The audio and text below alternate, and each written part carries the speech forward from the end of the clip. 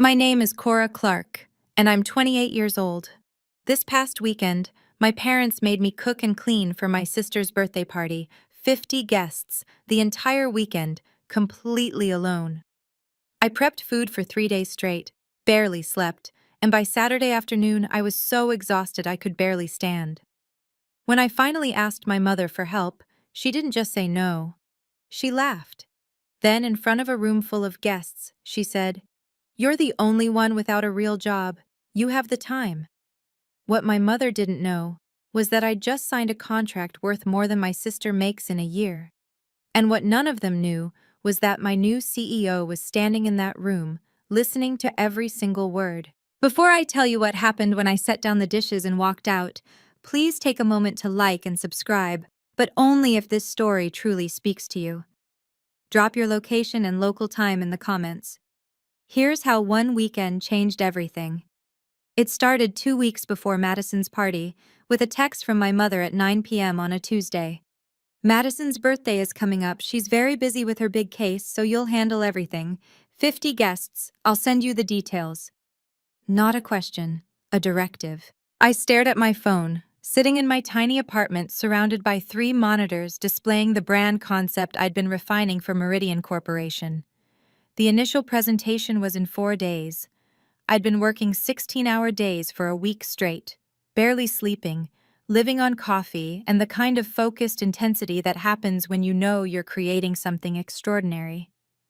I typed back, "Mom, I'm in the middle of a major project. Can we talk about—" Her response came before I could finish. "Honey, you work from home. You have flexibility. Madison is in court all week and has partner review coming up. This is what family does." There it was. That word. Flexibility. It was her code for, "Your work doesn't matter as much as Madison's." This wasn't new. Last Christmas I'd cooked for 23 people while Madison mingled with relatives, accepting compliments on her career. At her law school graduation, I designed and printed 200 programs, stayed up all night making centerpieces, and arrived at the ceremony to hear my father tell someone, "Madison organized all of this herself. Such a capable girl." When I'd quietly mentioned I'd helped, Mom had patted my hand. "Well, you had time to help, didn't you?" I looked at the Meridian email sitting in my inbox. Subject line, "Final review meeting, Thursday 2 p.m. Prepare for executive board." I had 4 days to perfect a presentation that could change my entire career. But I texted back, "Okay, send me the details," because that's what I always did. The grocery list arrived at midnight. 3 pages.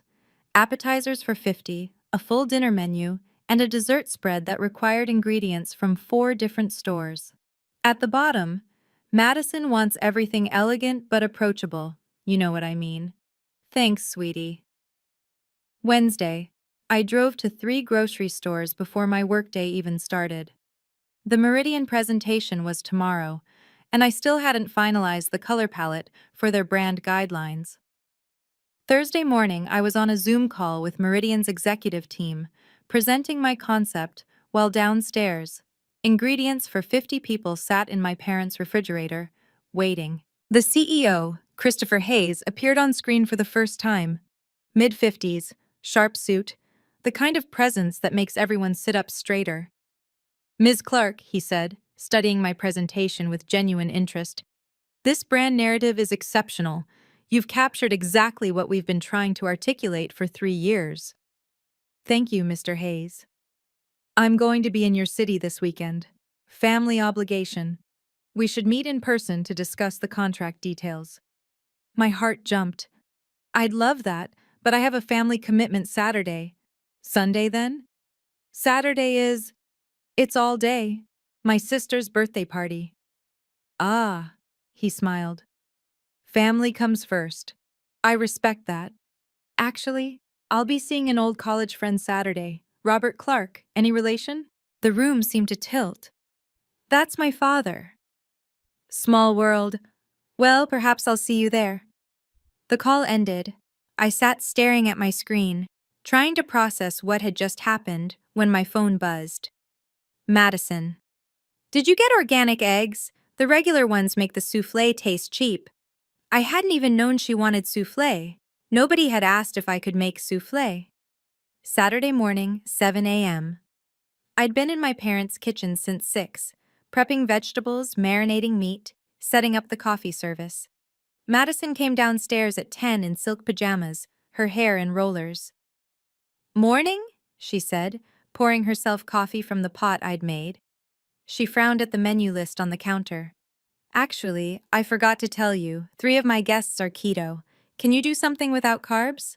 I looked at the lasagna I'd assembled at midnight. "Madison, I bought all the ingredients based on your menu." "I know, but Mrs. Patterson is really important. She's deciding on partner promotions next month." She said it like I was being difficult. "You're creative. Just improvise something." "I need to go buy different groceries then." "Great. Can you also grab champagne?" "The good stuff, not that Prosecco Mom drinks." She left before I could respond. Mom appeared in the doorway. "You're not dressed yet? Guests start arriving at 2. "I'm cooking, Mom. I'll change before they get here." "Well, don't take too long. You know how you get distracted." She grabbed her purse. "I'm going to help Madison get ready. Oh, and the bathrooms need cleaning. The cleaning lady canceled." She was gone before I could point out that I'd been working since 6 a.m. At noon, I was running to the grocery store for keto ingredients, still wearing the clothes I'd slept in. At 1:30, I was back in the kitchen, assembling a last-minute caprese salad while the main course simmered. At 1:45, I heard laughter from upstairs. Madison and Mom, doing her makeup, music playing. At 2 p.m., the doorbell rang. I was elbow-deep in raw chicken, my hair in a messy bun, wearing an apron splattered with tomato sauce. 50 guests were about to arrive, and I hadn't even showered. By 3 p.m., the house was full of people I didn't know, wearing clothes I couldn't afford, discussing careers I wasn't part of. I moved through them like a ghost, refilling drinks, collecting plates, retreating to the kitchen every few minutes to check timers and stir pots. In the bathroom, the only place I could lock a door, I finally looked at my phone. 7 missed calls from a number I didn't recognize. A voicemail from Sarah Chen, Christopher Hayes' assistant. "Ms. Clark, Mr. Hayes would like to confirm Sunday's meeting to finalize your contract. Please call back at your earliest convenience. He's very eager to move forward." Contract. The word hung in my head as I washed my hands and returned to a kitchen full of dirty dishes. This wasn't new, I realized. This exact feeling. Invisible. Interchangeable. Useful only for what I could provide. At my college graduation, I'd been the one taking photos of Madison with our parents, even though we'd walked the same day. Madison's degree was in pre-law. Mine was in design. Different levels of achievement, Dad had said, not unkindly, just stating what he believed was fact. When I'd gotten my first freelance client, a local business paying me $3,000 for a logo, I'd excitedly told them at dinner. Madison had gotten a summer internship at a law firm the same week. Unpaid. "That's great, honey," Mom had said to me. Then, turning to Madison, "An internship at Morrison and Hewitt. Do you know how prestigious that is?" My $3,000, which had taken me 2 weeks of intensive work, disappeared into the space between courses. If I stayed quiet now, if I kept being helpful and flexible and available, I would be here forever. The daughter who had time, who could always help, whose work could always wait, because nobody actually believed it was work. I was arranging appetizers when a kind-faced woman in her 60s approached the kitchen. "Dear, these look beautiful. Did Madison hire a caterer?" "No, I made everything." "You did?" Her eyebrows rose. "All of this? Are you a professional chef?" "I'm actually a graphic designer. I'm Madison's sister." "Oh, I'm Sarah Bennett, her colleague's mother." She smiled warmly. "A designer. How wonderful. What kind of design?" Finally, someone asking. "Brand identity, mostly. Corporate rebranding, visual strategy." "Cora, honey," Mom appeared, all bright smiles. "Sarah, I see you've met my daughter. Cora does little freelance projects from home. Very creative." Little freelance projects. Sarah's expression shifted. polite interest cooling to polite dismissal. How nice! Working from home must be so convenient. Mom steered her away, already changing the subject. Let me introduce you to Madison. She's about to make partner at one of the best firms in the state. I stood there holding a tray of bruschetta, invisible again. Then a man's voice behind me. Those look excellent. I turned. Late 50s, expensive suit, holding a gin and tonic. Something about him was familiar, but I couldn't place it. Thank you. You made all of this yourself? Yes. Impressive. He extended his hand. Christopher Hayes. I'm an old college friend of Robert Clark's. We lost touch years ago, but he invited me when I mentioned I'd be in town. My stomach dropped. Christopher Hayes, the CEO of Meridian Corporation, the man who was about to offer me a $240,000 contract, standing in my parents' kitchen, watching me serve appetizers in a sauce-stained apron. You work in design, if I remember correctly. His eyes were kind but searching. I do. What kind? Before I could answer, Mom's voice rang out from the living room. Cora, we need more wine. Excuse me, I said to Hayes, and escaped to the kitchen. My hands were shaking as I opened another bottle of wine. Through the doorway, I could see him drift back to the living room, where Dad greeted him with genuine pleasure. Chris! God, it's been what, 30 years? Closer to 35, Bob. You look well. They fell into easy conversation, old friends reconnecting. Hayes fit seamlessly into the party, successful, polished, exactly the kind of person my parents respected, and he'd just seen me being summoned like a servant. I poured wine into glasses, my mind spinning. The contract meeting was supposed to be tomorrow. Professional, clean. Me in a blazer and heels, presenting my portfolio, discussing terms as equals. Instead, he was watching me work a party, hearing my mother call my career little freelance projects, seeing me covered in food stains while my sister held court in the living room. Would he still want to hire me after this? Through the doorway, I watched Madison laugh with a group of her colleagues, radiant in a designer dress that probably cost more than my monthly rent. Dad's hand rested proudly on her shoulder. My daughter just closed the Henderson merger, he was saying. Youngest attorney to ever lead a case that size at her firm. Polite sounds of admiration rippled through the group. Nobody mentioned that his other daughter had spent 60 hours this week creating a brand identity that a Fortune 500 CEO had called exceptional. I looked at the dirty dishes stacked by the sink, the half-prepped salad, the timer indicating the prime rib needed to come out in 20 minutes, the guests who would expect dessert afterward. I thought, I could keep doing this for the rest of my life, waiting for them to see me. Or I could see myself. I know many of you have been in situations like this, where you work incredibly hard, but the people closest to you can't see it. Where your family treats your achievements as less important than someone else's. If this story is hitting home for you, please hit the like button so I know I'm not alone in this experience. And if you want to see what happens when I finally reach my breaking point, subscribe to the channel. Now, let me tell you about the moment everything started to unravel. The kitchen door swung open so hard it hit the wall. Cora! Madison's voice was sharp, panicked. Where's the main course? I checked the timer. 15 more minutes. It needs to rest before... Mrs. Patterson is asking about dinner. She has theater tickets at 8. It'll be ready at 6:30. That's what we planned. Can't you just take it out now? I turned from the stove. Madison, it's not done. If I pull it now, it'll be raw in the middle. Then figure something else out. Her voice climbed higher. This is important. These are important people. I understand, but meat takes the time it takes. God, Cora. She pressed her fingers to her temples. Why do you always make things so difficult? I'm not making anything difficult. I'm following basic cooking. Just... She stopped, took a breath. Can you bring out the salad course early? Buy us time? The salad was supposed to come after... I don't care what it was supposed to do. Her perfectly applied makeup couldn't hide the stress in her eyes. I need you to solve this, please. There was something desperate in her voice, something beyond just a dinner schedule. Is everything okay? I asked quietly. Everything's fine. Everything's perfect. It just needs to stay perfect. She smoothed her dress. Mrs. Patterson is watching me tonight, evaluating. If this party isn't flawless. She didn't finish. Didn't need to.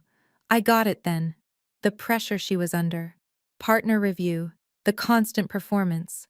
But understanding didn't make it fair. I'll bring out the salad, I said. Thank you. She was already heading back to her guests. And Cora? Maybe smile when you serve. You look a little intense. The door swung shut behind her. I stood there, holding a salad bowl, wondering when serving food in my own family's house had required me to also perform happiness. I found Mom in the hallway directing someone toward the bathroom. Mom, I kept my voice low. I need help.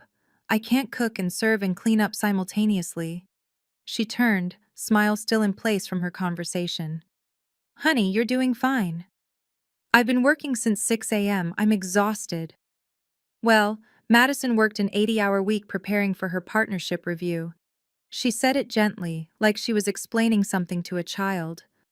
We all make sacrifices for family. But this is her party. Why am I the only one sacrificing? Her smile tightened. Because you have the time and flexibility. Madison is building a career. So am I. The words came out harder than I intended. A couple passing in the hallway glanced over. Mom's voice dropped to a whisper.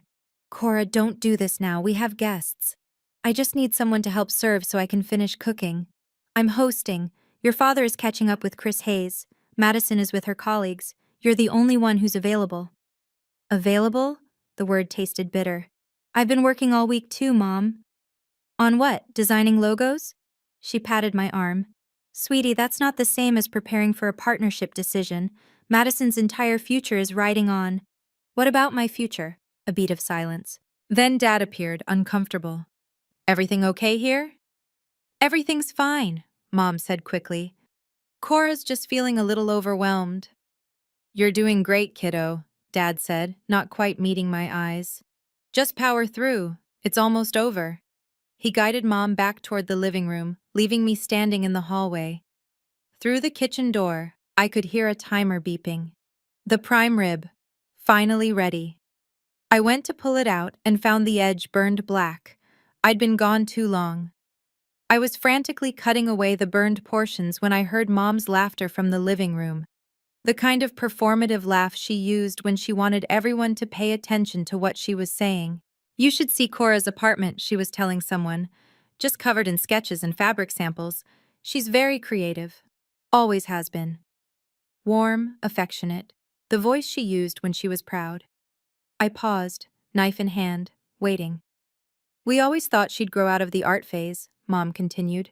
But she's still at it. Freelancing from home, making her little designs on the computer. There it was. Linda, graphic design is a real profession, someone said. I didn't recognize the voice. Oh, of course, I'm sure it is. I just mean it's not like Madison's career path. You know, structured with benefits and retirement plans. Mom's voice carried that particular tone that sounded supportive but wasn't. Cora's always been more of a free spirit. Doesn't want to be tied down to a real job. Several people laughed. Polite, uncomfortable laughter. I stood in the kitchen doorway, still holding the carving knife. Probably 24 people could see me. Mom's back was to the kitchen, so she didn't notice. But Madison did. Our eyes met across the room. She looked away. Where is Cora, anyway? Someone asked. In the kitchen. Where else? Madison said, and the affection in her voice felt like a slap. My sister, always taking care of everyone. More warm laughter, like I was a beloved pet. I saw Christopher Hayes then, standing near the window with my father. His expression was unreadable, but he was watching me. Watching me stand there, in my stained apron, holding a knife, listening to my family casually dismiss everything I'd worked for. I stepped back into the kitchen before anyone could see my face. My phone sat on the counter, screen glowing with a new email. From Sarah Smith, Executive Assistant to CEO. Subject, contract ready for signature. M.S. Clark. Mr. Hayes has approved final contract terms, $240,000 for comprehensive brand development, with option for ongoing retainer. Please confirm Monday 9 a.m. meeting to finalize. $240,000. I stared at the number. More than Madison made in her first year as an associate, more than my parents had ever believed I could earn. Sitting in my inbox while I carved meat in their kitchen, listening to them explain why my career wasn't real. The door burst open again. Madison, cheeks flushed. The meat, now! Mrs. Patterson is leaving in 40 minutes. It needs 5 more minutes to rest, or it'll— I don't care about meat science, Cora, her voice cracked. I need you to bring it out now. Madison, you always do this. Always overthink everything. Always move too slow. I've been working for 12 hours straight. Oh, please, she laughed, sharp and mean. You work from your couch in pajamas. I'm in courtrooms defending actual clients with actual stakes. Something in me went very still. Do you know what I'm working on right now? I don't have time for a contract, a big one. How big? She said it dismissively, already turning to leave. A few thousand? $240,000. She froze, turned back slowly. What? $240,000. Meridian Corporation, full brand development. Her face went white. Meridian? The Meridian? Yes. That's— When did you— I've been negotiating for 3 weeks. The contract's ready. I have a meeting Monday to sign. She stared at me. Really looked at me. Maybe for the first time in years. Then, why didn't you say something? I did say something. My voice was quiet. I told you I was busy. Mom said I was flexible. Madison's mouth opened, closed. I didn't know it was that big. You didn't ask how big it was, you just assumed. But, Meridian. She was processing, recalculating. That's the firm that does all the major corporate rebrandings in the region. They did the Thompson Industries makeover last year. I know, I'm doing their next one. Jesus, Cora. She sat down on the kitchen stool, stunned. That's bigger than most of my cases. Is it? I heard the edge in my own voice. Because 5 minutes ago, you said I work from my couch in pajamas. She flinched. I didn't mean— Yes, you did. Silence between us, broken only by the timer beeping. The meat, finally ready. You're still going to serve it though, right? Madison's voice was smaller now. Mrs. Patterson is still out there. I stared at my sister. Even now, even after learning I'd just secured a contract that would change my entire financial life, she was asking me to serve her dinner party. Please, she added. I know I didn't know. But there are 50 people out there and you need this to go well for your partnership review. Yes. I looked at the perfectly cooked prime rib. At my sister, still beautiful in her designer dress, still desperate for approval from the same people who were casually dismissing me in the next room. Part of me wanted to help her. The same part that always helped, that always accommodated, that always made myself smaller so others could shine. But that part was getting very tired. I'll bring it out, I said finally. But Madison, this is the last time. I carved the meat onto a serving platter, arranged it with the roasted vegetables I'd prepared that morning. Despite everything, it looked beautiful, professional, the kind of presentation that showed care. I carried it out to applause, actual applause, like I was serving at a restaurant. This looks amazing, someone said. Cora, you've outdone yourself, Dad added, beaming. I set the platter down. Nobody said thank you. The applause was for the food, not for me. I turned to go back to the kitchen. Ms. Clark? Christopher Hayes stood in the hallway, away from the main group. Close enough to talk, far enough for privacy. Mr. Hayes, my heart was pounding. I'm sorry about all this. I didn't realize you'd be here. Don't apologize. His voice was kind, but his eyes were sharp, evaluating. I wanted to speak with you briefly if you have a moment. I'm just, I'm helping with the party. I can see that. A pause. I didn't realize the Ms. Clark I've been working with was Bob's daughter. It's a small world. Indeed. He glanced toward the living room, where my parents were serving themselves from the platter. I heard some of the conversation earlier, about your work. My face burned. They don't really understand what I do. That must be difficult.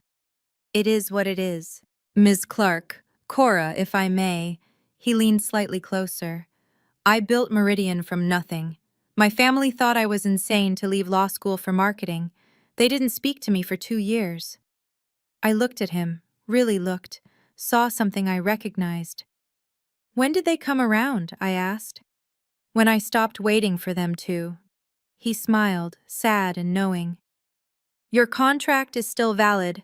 Monday, 9 a.m.? Yes, absolutely. Good, because your portfolio speaks for itself. A pause.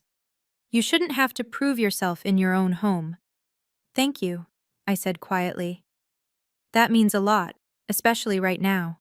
Hayes nodded toward my parents. Bob was always brilliant with numbers, but terrible at seeing outside his own framework. If it wasn't accounting or law, it didn't quite register as real work to him. That hasn't changed. I imagine not. He paused. Can I tell you something I learned too late? Please. Talented people often get punished for being capable. You're good at cooking, so they ask you to cook. You're flexible, so they assume you have infinite time. You don't complain, so they think you don't mind. His eyes were steady on mine. But capabilities shouldn't be confused with obligations. I felt something loosen in my chest. Someone finally understood. The contract we're offering isn't charity, he continued. You're the best designer we interviewed, by a significant margin. Your work is extraordinary, and I need you to know that before you walk back into that kitchen. I needed to hear that, I whispered. You deserve to hear it. He checked his watch. I should get back to Bob before he thinks I've abandoned him. But Cora, whatever happens tonight, remember, your value doesn't depend on whether they recognize it. He walked back to the living room, leaving me standing in the hallway. Through the kitchen door I could see dirty dishes piling up. Dessert still needed to be plated, coffee to be made, another 3 hours of work at least. From the living room, Mom's voice. Cora, honey, some of us would like coffee. Not, could you make coffee when you have a moment? Just an assumption, an expectation. I looked at my phone. 6:47 p.m. I looked at the kitchen. I thought about what Hayes had said. Capabilities shouldn't be confused with obligations. And something in me shifted. I walked back to the living room. Hayes had rejoined the group, was talking quietly with my father about college days. Mom, what kind of coffee? Oh, just regular for most people, but Mrs. Patterson wants decaf, and Mr. Wilson asked for espresso if we have it. We do have it, don't we? We have a regular coffee maker. Well, can't you run to Starbucks? It's only 10 minutes. I stared at her. You want me to leave the party, drive to Starbucks, and get one person an espresso? If it's too much trouble. Her voice had that edge, the one that meant I was being difficult. I have dessert to plate, and clean up, and… Cora. She pulled me aside, voice low. There are important people here. Madison's future colleagues. Can you please just cooperate? I've been cooperating for 12 hours. Oh, don't be dramatic. She waved her hand. You know what I mean. Madison appeared. Is everything okay? Your sister is making things complicated, Mom said, like I wasn't standing right there. I just asked if we could skip the Starbucks run. Madison's face tightened. It's one coffee, Cora. It's never one thing. The words came out before I could stop them. It's always one more thing. What is that supposed to mean? People were starting to notice. Conversations dropping off. Faces turning our way. Mom's smile was frozen. Cora, honey, let's discuss this later. When? I asked. When would be a good time to discuss how I've been working since 6 a.m.? How nobody asked if I could do this, just told me I would? how I'm missing work calls to make your party perfect. Your work can wait, Mom said, and her voice was sharp now. This is family. The room had gone quiet now, all 50 guests, watching. Family, I repeated. Is that what this is? Cora, Dad's voice warning. Not now. But Mom was already talking, that nervous laugh creeping in. You have to excuse Cora. She gets overwhelmed easily when… I'm not overwhelmed. My voice was steady, calmer than I felt. I'm exhausted. There's a difference. We're all tired, sweetie. Mom looked at the watching faces, performing understanding. But you're the only one who's free enough to… say it. I don't know where the words came from. Say what you actually mean. Cora, please. You think I'm free because my work doesn't count. You think I have time because what I do isn't real. I could feel my hands shaking. Just say it out loud. Mom's face flushed. That's not what I… You said it an hour ago, to Mrs. Bennett. You called my career Little Freelance Projects. I looked around the room. Most of you heard it. Uncomfortable silence. A few people looked away. That's taken out of context, Mom said, voice tight. Then what's the context for, she'll grow out of the art phase, or not like a real job with benefits? Madison stepped forward. Cora, you're being unfair. Mom didn't mean… I know what she meant. I turned to Madison. You know what you meant too, when you said I work from my couch in pajamas. Madison's face went white. Several of her colleagues were watching her now, reassessing. I didn't… Madison started. You did, 30 minutes ago, in the kitchen. Mom's laugh was high, brittle. This is ridiculous. We appreciate everything you've done today, but you're clearly overtired and… I'm done, I said. Done with what? Mom's voice climbed higher. All of it. I pulled the apron over my head. The cooking, the serving, pretending this is normal. Cora. Dad stepped forward. You're upset. Let's talk about this privately. I've tried talking privately. You told me to power through. Because that's what adults do. Mom's composure was cracking. We don't throw tantrums when things get hard. This isn't a tantrum. This is me stating a boundary. A boundary? Madison's voice was sharp. You're abandoning your own family in the middle of a party? I'm not abandoning anyone. I'm declining to continue working for free while being disrespected. The room was frozen. 50 people, witnesses to a family implosion. Aunt Susan, who'd been quiet in the corner, spoke up. Linda, maybe we should… Stay out of this, Susan. Mom's face was red now. Cora, you're embarrassing yourself. Am I, or am I embarrassing you? This is my birthday, Madison said, and her voice broke. You're ruining my birthday. I'm not ruining anything. I made all the food. It's in the kitchen. Anyone can serve it. But you're supposed to… Madison stopped. Supposed to what? Be your caterer? Your maid? That's not what we… Mom started. Then what am I? I looked at each of them. If I'm family, why am I the only one working? If my career matters, why do you laugh about it? If you respect me, why am I in the kitchen while everyone else is out here? No one answered. That's what I thought. I folded the apron, set it on the coffee table. Dessert is in the fridge. Coffee's in the pot. You can handle it from here. I walked toward the door. Cora! Mom's voice was desperate now. If you walk out, don't expect to come back. I stopped, turned. Okay. The silence that followed was absolute. Okay, Mom repeated, like she couldn't comprehend the word. You said don't come back. I'm saying okay. You can't be serious. I'm very serious. I looked at the room full of people. I apologize for the disruption. The food is ready. Please enjoy the rest of your evening. Professional. Calm.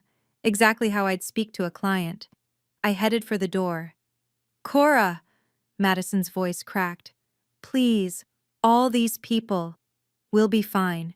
You're all adults. You can serve yourselves. But what about… She gestured helplessly at the kitchen. That's no longer my problem. I reached for the door handle. Ice. Dad finally spoke, quiet. Cora, let's be reasonable here. I turned to face him.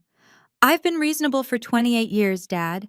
I've been flexible and helpful and available, and it's gotten me to this moment, standing in my own family's house, being told my work isn't real by people who don't even know what I do. My voice stayed steady. So no, I'm done being reasonable.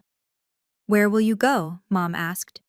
My apartment, the one you said was covered in sketches and fabric samples, like that was something to be embarrassed about. I opened the door. Hayes appeared in my peripheral vision.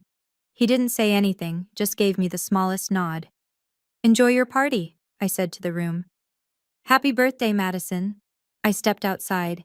The cool evening air hit my face. Behind me, I heard Mom. She'll be back. She always comes back. I pulled out my phone, pulled up my email, and sent a reply to Sarah Smith. Monday, 9 a.m. confirmed. Looking forward to signing the contract. Then I got in my car and drove away.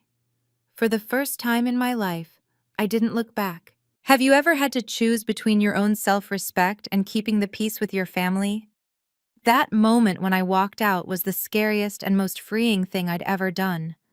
I had no idea what would happen next.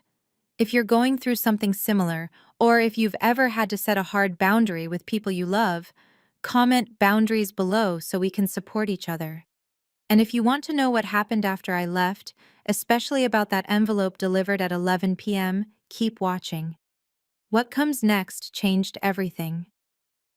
I sat in my car for 15 minutes, hands gripping the steering wheel, engine off. Part of me expected someone to come after me. Madison, Dad, someone. No one did. My phone started buzzing around 7:30. First Madison. Cora, please come back. People are asking about dessert. Then Mom. This is childish, and you're embarrassing the entire family. We will discuss this later. Then Dad. Kiddo, I understand you're upset, but can you please come back and help finish the party? We can talk after. I didn't answer any of them. At 7:45, Aunt Susan texted, Good for you, honey, don't you dare go back tonight. I almost cried reading that. At 8:00, Madison again. Do you know how humiliating this is? Mrs. Patterson asked why you left. What am I supposed to say? I turned my phone to Do Not Disturb and started the car. Aunt Susan texted me the next morning with what had happened after I left. She wrote it all out like a play-by-play. Your mother tried to salvage things, put on a brave face, said you weren't feeling well. But people had heard the argument. They knew. Madison tried to serve dessert herself, dropped a tray, cream everywhere. One of her colleagues helped clean it up, which made it worse somehow. Madison having to accept help for once. Your father made coffee, forgot to put in a filter, grounds in everyone's cup. By 8:30 people were leaving, making excuses about early mornings and babysitters. Mrs. Patterson left without saying goodbye to Madison. And Christopher Hayes. Susan paused here, added 3 dots like she was savoring it. Hayes stayed until the end, talking to your parents. His face was very serious. I read that 3 times. Hayes had stayed, had talked to them. I wondered what he'd said. Aunt Susan called me the next day to fill in the details. You need to hear this, she said. I was in the kitchen cleaning up. Someone had to. And I heard the whole thing. What did Hayes say? Oh, honey, he waited until most people left, just family and a few stragglers. Then he walked right up to your father and said, Bob, we need to talk about your daughter. My heart started pounding. Your dad said, Chris, I'm so sorry about Cora's behavior tonight. She's been under stress. And Hayes cut him off, said, I'm not talking about her behavior. I'm talking about her career. Your parents both froze, and Hayes just kept going, very calm, very professional. He said, I've been negotiating with Cora for the past month about a position with my company. She's the most talented designer I've seen in a decade. What did they say? Your mom asked what kind of position, and Hayes said, Susan paused for effect. He said, $240,000 contract for comprehensive brand development. Plus, we're discussing bringing her on as brand director with a base salary of $180,000. I had to sit down. Your mother's face, Cora. I wish you could have seen it. What did she do? Nothing at first, just stood there. Then she said, Cora never mentioned any of this. And? Hayes looked at her, and I swear it was the coldest professional look I've ever seen, and he said, she tried to. I heard you tell someone her work was a little freelance project she'd grow out of. Dead silence, Susan said. You could have heard a pin drop. Madison tried to explain. We didn't know it was that significant. And Hayes said, you didn't ask. What happened then? I asked. Mrs. Patterson was still there, Susan continued. She'd been putting her coat on by the door, but she stopped when Hayes started talking. And she turned around and said to Madison, You didn't know your sister had secured a 6-figure contract? Oh my God. Madison tried to recover, said something about you being private, keeping things to yourself.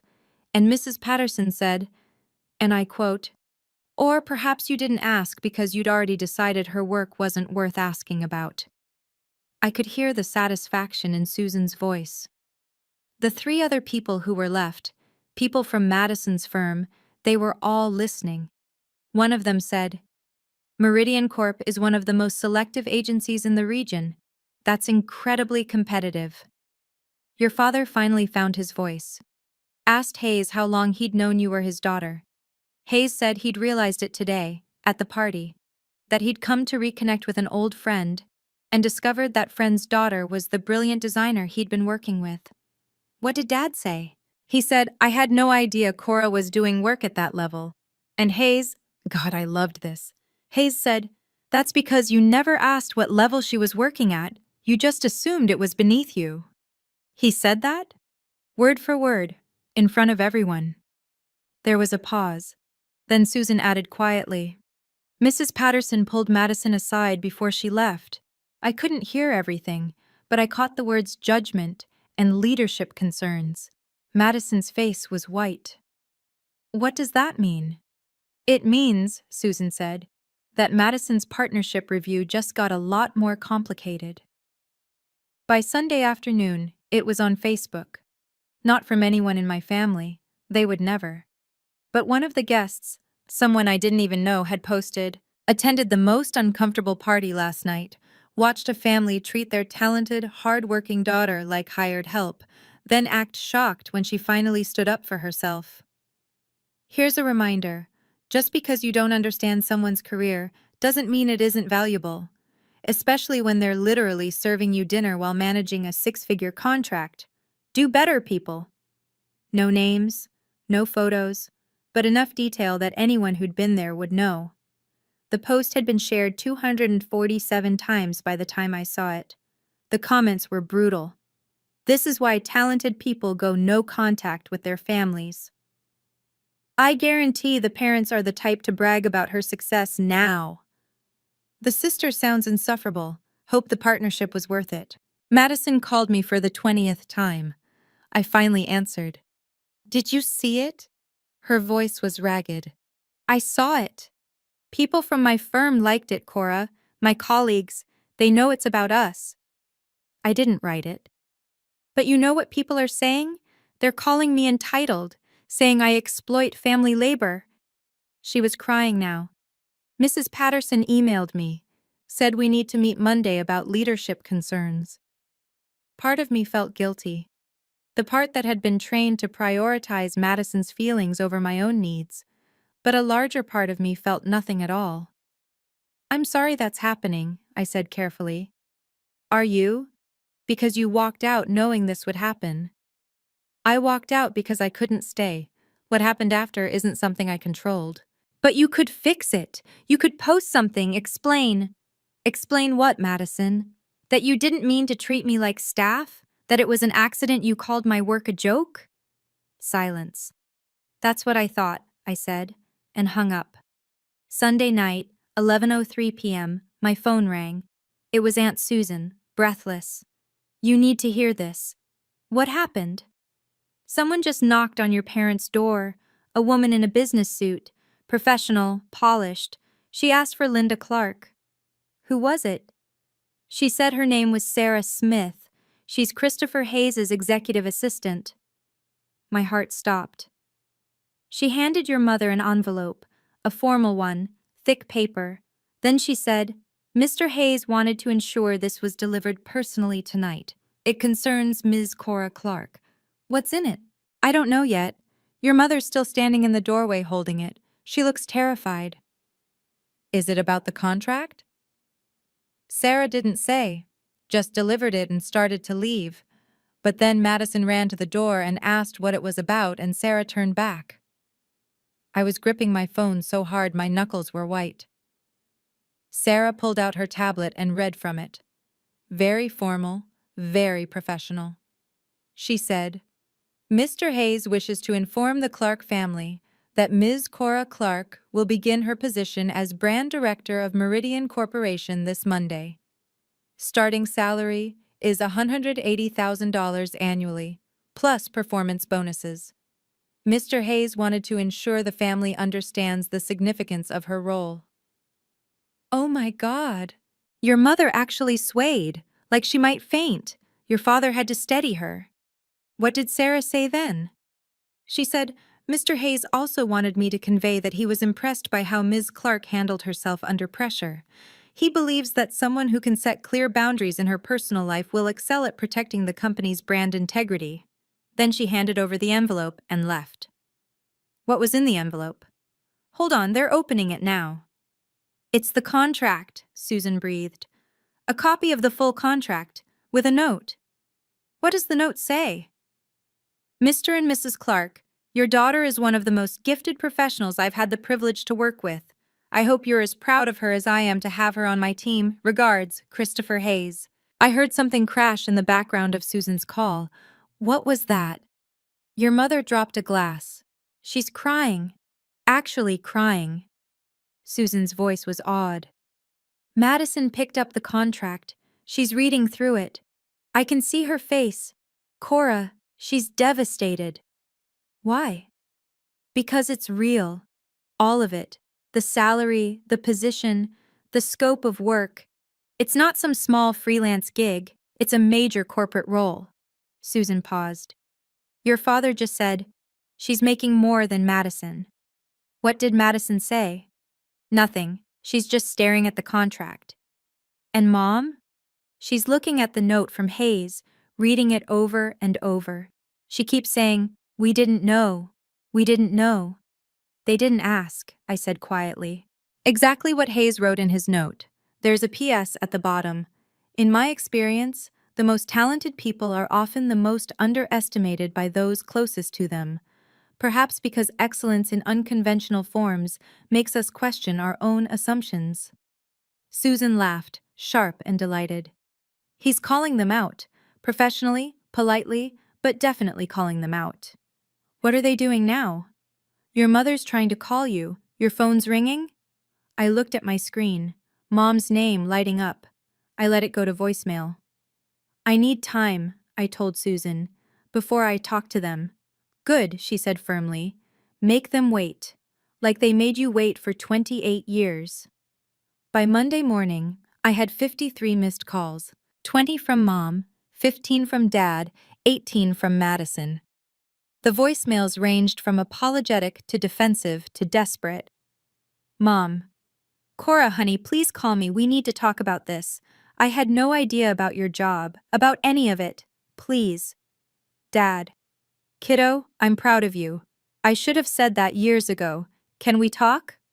Madison. Cora, Mrs. Patterson postponed my partnership review. She wants to see how I handle family dynamics first. Please, I'm sorry. I'm so sorry.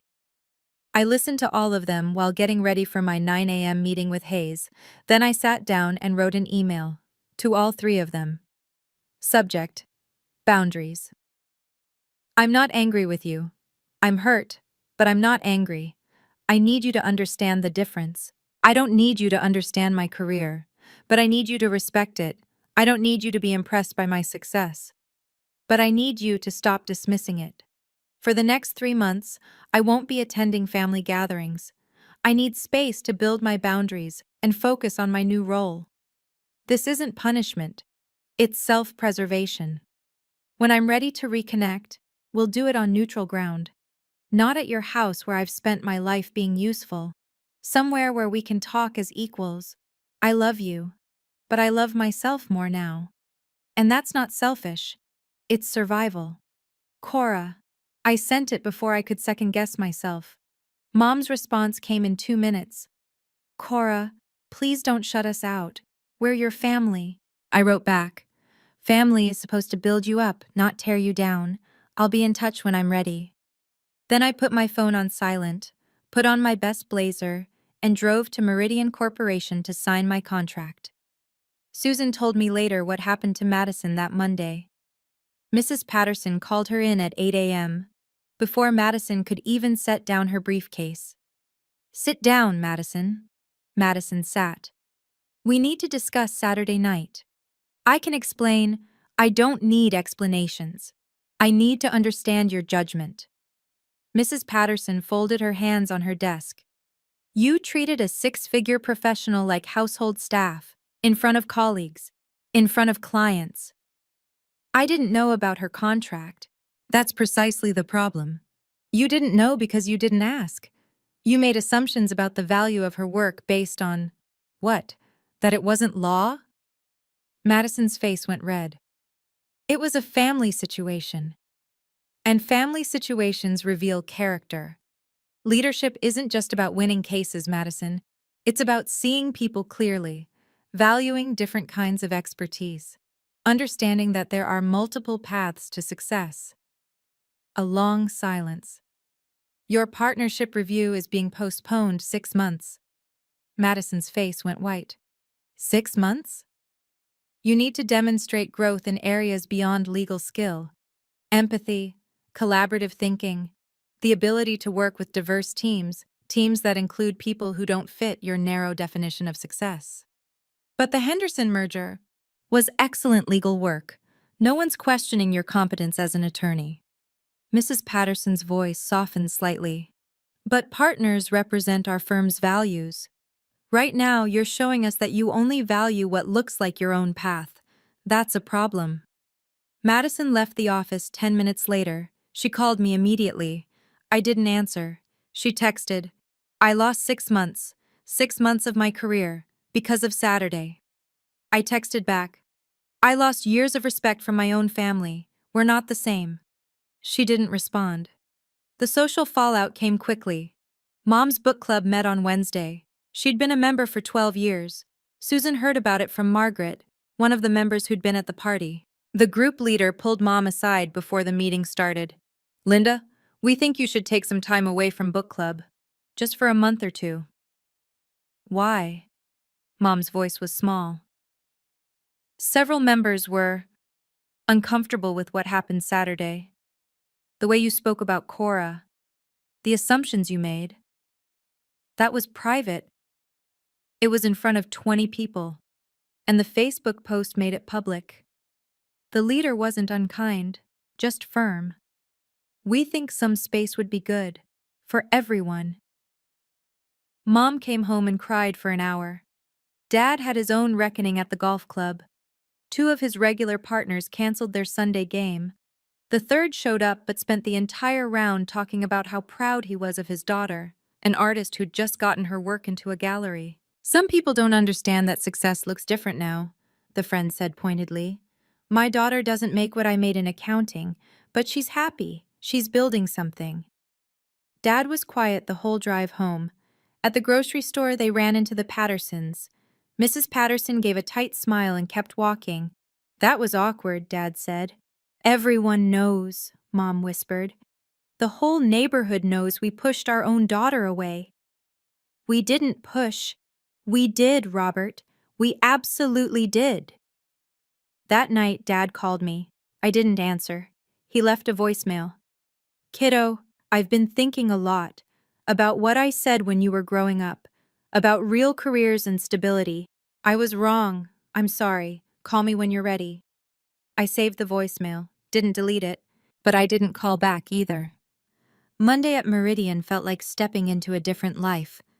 Hayes met me in the lobby personally. "Welcome to the team, Cora. Thank you for believing in me."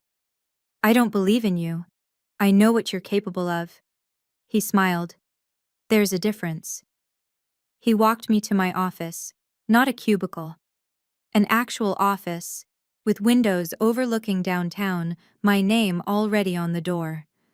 "Your team is waiting in the conference room," he said. 12 people. They're excited to work with you." 12 people reporting to me. I was 28 years old, and I had 12 people on my team. The presentation that afternoon went perfectly. The board loved my concept, asked thoughtful questions, approved the full scope of work. One board member stopped me afterward. "Ms. Clark, how did you develop such a clear brand voice?" "I spent a lot of time figuring out what I wanted to say," I told him. "And then I learned to say it without apologizing." He smiled. "Keep that attitude." At 6 p.m., I returned to my new apartment. One bedroom, downtown, huge windows.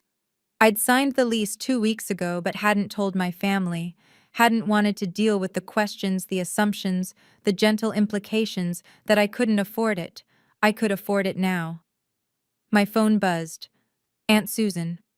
"How was day one?" I sent back a photo of my office view. She responded immediately. "That's my girl. Your mother asked if I'd heard from you." "What did you tell her?" "That you're busy building an empire," which is true. I smiled, set my phone down, and looked out at the city. For the first time in my life, I felt like I was exactly where I belonged. Not because anyone had validated me, because I'd validated myself. 6 weeks later, a letter arrived at my apartment. Handwritten. My mother's careful cursive. "Dearest Cora, I've started this letter 17 times. Each time, I want to explain, or justify, or make excuses. Your father keeps telling me to just apologize and mean it. So here it is. I'm sorry. I'm sorry I didn't ask about your work. I'm sorry I assumed my understanding of success was the only understanding. I'm sorry I made you feel invisible in your own family. I've been in therapy for 4 weeks now, learning why I valued certain careers over others. It's uncomfortable work, realizing your own biases, seeing how you hurt people you love. Your father and I have both been going. Madison too. We're not asking you to forgive us. We're not asking you to come back. We just wanted you to know we're trying to understand where we went wrong. If you're ever ready to talk, we'd like to meet. Wherever you're comfortable. Whenever you're ready. We love you. We're proud of you. We should have said both of those things every single day. Mom, I read it 3 times. Part of me wanted to crumple it up, to stay angry, stay distant, make them feel what I'd felt for so many years. But that wasn't who I wanted to be. A week later, I texted Mom. "Coffee, public place, 1 hour, next Saturday." She responded in 30 seconds. "Yes, thank you." "Where?" Saturday came. I arrived at the coffee shop first, chose a table by the window. Neutral territory, limited time, my rules. They walked in 10 minutes early, looking nervous. We all sat down. Nobody spoke for a full minute. Then Dad said quietly, "We're really proud of you, kiddo. I should have said that at your college graduation. I'm saying it now." I looked at my parents. Really looked at them. They'd aged in 6 weeks. Or maybe I was just seeing them clearly for the first time. "I need to set some rules," I said. "If we're going to rebuild this." "Anything," Mom said quickly. 1. I won't attend family events where I'm expected to work without being asked first. And I need to be asked, not told. They nodded. 2. My career isn't a topic for jokes or comparisons. What I do is as valid as what Madison does. "Of course," Dad said. 3. If anyone crosses these boundaries, I leave. No drama, no explanation. I just go. "We understand," Mom whispered. And 4. This rebuilding takes time. I'm not moving back into the family dynamic we had before. That version is gone. Silence. Then Dad reached across the table. stopped just short of my hand. "Can I?" he asked. I nodded. He took my hand. "We don't want the old dynamic back either. It wasn't fair to you. We're learning that now." We talked for an hour, not about the party, about the years before it, the patterns, the assumptions. "I thought I was being supportive," Mom said, "telling you to be creative, to follow your passion. I didn't realize I was also telling you it didn't count as real work." "Words matter," I said, "especially from family." 3 months later, Madison made partner. Her firm threw a celebration dinner. She called me personally to invite me. "No expectations. You don't have to help with anything. I just want you there." I went. We sat together, and she introduced me to her colleagues. "This is my sister Cora. She's the brand director at Meridian Corporation, probably the most talented designer in the region." She said it with genuine pride. We weren't perfect. We still had work to do. But it was a start. If you've stayed with me this far, thank you. Walking away from my family that night was the hardest thing I've ever done. But it taught me that boundaries aren't about being cruel. They're about being honest. If you're struggling with family expectations, with being underestimated, with wondering if you should speak up, I hope this story gives you permission to value yourself. Comment: I see my worth if you're committing to respecting yourself the way I learned to respect myself. And if you want more stories about setting boundaries and finding your voice, check the description for my next video. I'll see you there.